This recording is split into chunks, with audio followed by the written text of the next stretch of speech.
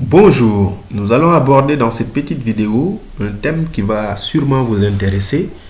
Le Sénégal à l'heure du coronavirus, quelle action marketing en période de crise? Nous sommes le cabinet ITT Consulting, qui est un cabinet de conseil en RH et de formation professionnelle.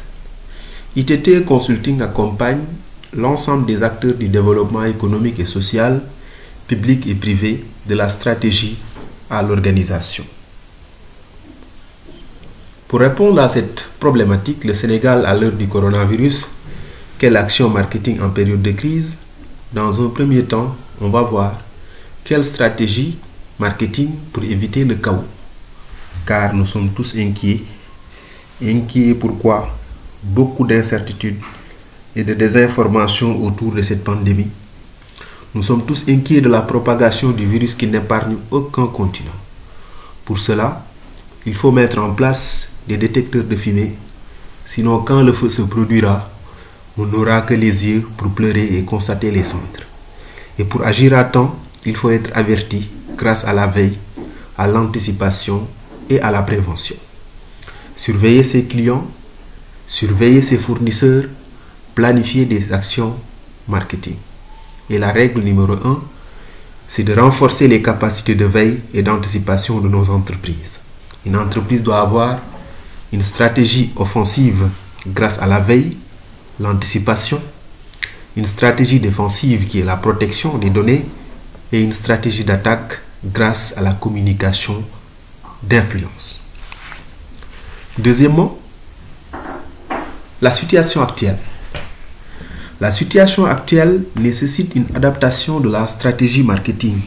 Comme vous le savez, les entreprises doivent trouver les voies et les moyens pour adapter leur offre aux besoins et aux attentes des clients.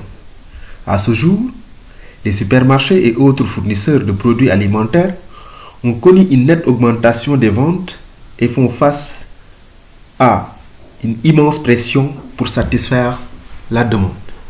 C'est quoi la situation actuelle?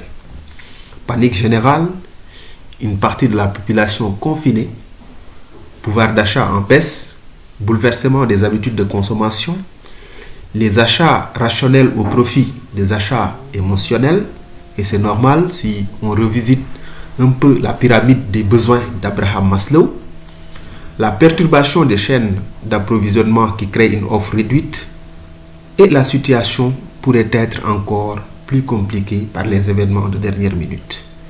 La règle numéro 2, avoir un plan marketing proactif pour ajuster et adapter son plan marketing.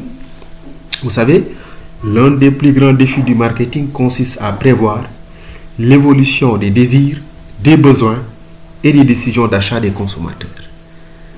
Mais il faut savoir communiquer en pareille période. Comment communiquer dans de pareilles circonstances? Comment communiquer en situation de crise?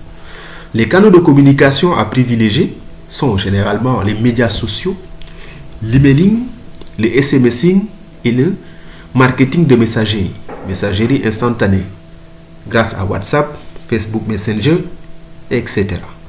Règle numéro 3, communiquer pour mieux positionner son image de marque. C'était tout pour cette première vidéo. La suite dans 2 jours.